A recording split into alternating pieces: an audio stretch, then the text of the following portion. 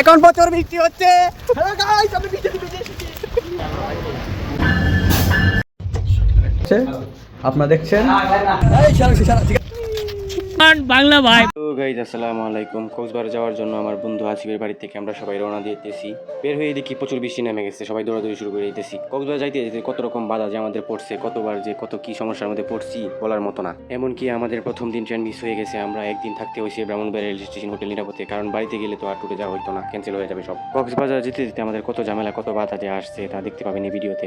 আর কতবার যে tour cancel হয়েছে তার তো হিসাবই নাই। তারপর ট্যাঙ্কেবাড়ি থেকে আমরা রওনা দিয়ে দিলাম সিএনজি দিয়ে, রেল স্টেশন চলে যাবো। আকাশের অবস্থা খুবই খারাপ, ট্রেন ছিল 11:30, আমরা 10:30 বাজে পৌঁছে গেছি। সবার মনে খুব খুশি আনন্দ ছিল, আমরা সবাই ট্যুরে যাবো। দিকে আমার বন্ধু হাসিব কথা বলতেছে কক্সবাজার সাকিবের সাথে, তোরা কই আছো? আমরা তো ব্রাহ্মণবাড়িয়া রেল স্টেশন চলে আসছি, কথা ছিল ওদের সাথে এড হয়ে একসাথে যাবো আমরা। আমার বন্ধু হাসিব বলতেছে আমার একটা ছবি তুলে দে। ছবি তো তুলতেছি না, ভিডিও করতেছি, সে তো জানে না আমরা ভিডিও করতেছি। ট্রেন দেখতেছে, বারবার বলতেছে কি ট্রেন কি এখন আসবে না? 11:30 উপর বাজে গেছে, ট্রেন কখন আসবে ওই চিন্তা বাদ দিয়ে আমরা সবাই হাঁটাহাঁটি করতেছি। হাঁটাহাঁটি করার সময় আমার বন্ধু হাসিব বলতেছে দে আমার কাছে, আমি একটা ব্লগ করব। আমাদের বন্ধু নাড়াইয়ের সাকিব এবং মাইজপাড়ার বাংলা ভাইকে আমরা খুব মিস করতেছি, তাদের নিয়ে কিছু বলতেছিলাম। ফয়সাল বলল আমার হ্যালো, আসসালামু আলাইকুম।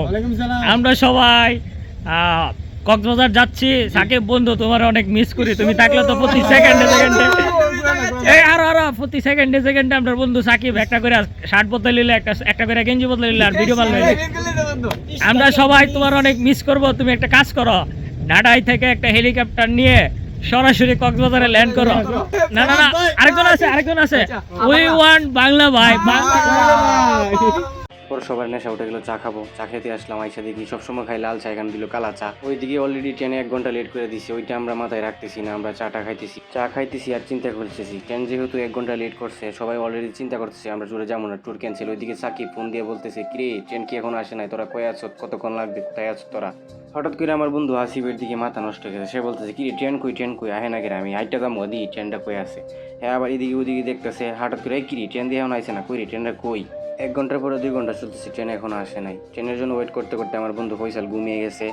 ট্রেনের জন্য ওয়েট করতে করতে আমার হিসু পাইছে, আমি হিসু করতে গেছি, আমার বন্ধু সানি ভিডিও করতেছে। এই বেটা ভিডিও করিস না, আমি ওরে বলতেছি। ওইরা আসার সময় হঠাৎ করে মাথার মধ্যে ব্যথা ফাইলেছি, বন্ধুরে বলতেছি দেখছেন ফাইটা বেড়ে গেছে, এখানে সদরে যাইতে হবে নাকি সিলিটিলি করতে হবে? দেখছেন বন্ধু, ট্রেনের তো কোনো আগাপুটকি পাইতেছি না, এমনি লেট। স্টেশনে 5 ঘন্টা ওয়েট করার পরে আমাদের ট্রেন আসছিল, কিন্তু যাত্রী বেশি থাকার কারণে আমরা উঠি নাই, কারণ এত দূরের রাস্তা আমরা কেউ দাঁড়ায় যাওয়া সম্ভব না, আর এত ডেকার কি করে আমরা যেতে পারবো না। কত বাধা কত ঝামেলা কত নিষেধের পরে যে আমরা এই ট্যুরের প্ল্যান করছি, এখন এই প্ল্যান ক্যান্সেল হয়ে যেতেছে। আমাদের সবাই বাড়ি যাওয়ার উদ্দেশ্য হয়ে গেছে অলরেডি সবার। 4-5 মাস ধরে ট্যুরের প্ল্যান করা যাওয়ার পরেও আমাদের ট্যুর আজকে ক্যান্সেল হয়ে যেতেছে। আমাদের অলরেডি সবার প্ল্যান ক্যান্সেল ট্যুরে যাওয়ার, আমরা সবাই বাড়িতে চলে যাব। পরে আমার মাথার মধ্যে আসছে বন্ধু এখানেতে হোটেল আছে, হোটেল নিরাপদ, আমরা ওইখানে থেকে যাই। বাড়িতে গেলে আমাদের ট্যুরটা ক্যান্সেল হয়ে যাবে, আমাদের আর যাওয়া হবে না ট্যুরে। তারপর সবাইরে বুঝায় বাজায় নিয়ে আসলাম হোটেলে থাকবো আজকে, কালকে আমরা রওনা দিব কালকে ট্রেনে। ওইদিকে আমার বন্ধু ফয়সাল বাড়িতে চলে গেছে, সে ট্যুরে যাবে না, সে ক্যান্সেল। 2টা খাট ছোট আমরা একসাথে করতেছি যেন আমরা 4 জন একসাথে থাকতে পারি। আমরা যেহেতু বাড়িতে যাই না, আমাদের ট্যুরে যাওয়ার আনন্দটা আবার ফেরত আসছে, আমরা সবাই আনন্দ করতেছি। আমার বন্ধু সানি টানা 1 ঘন্টা হয়ে গেছে বাথরুমের মধ্যে কি করে? আমি কিরে বন্ধু 1 ঘন্টা ধরে কি করলি? হ্যাঁ, কেমন লাগলো বাথরুম করে?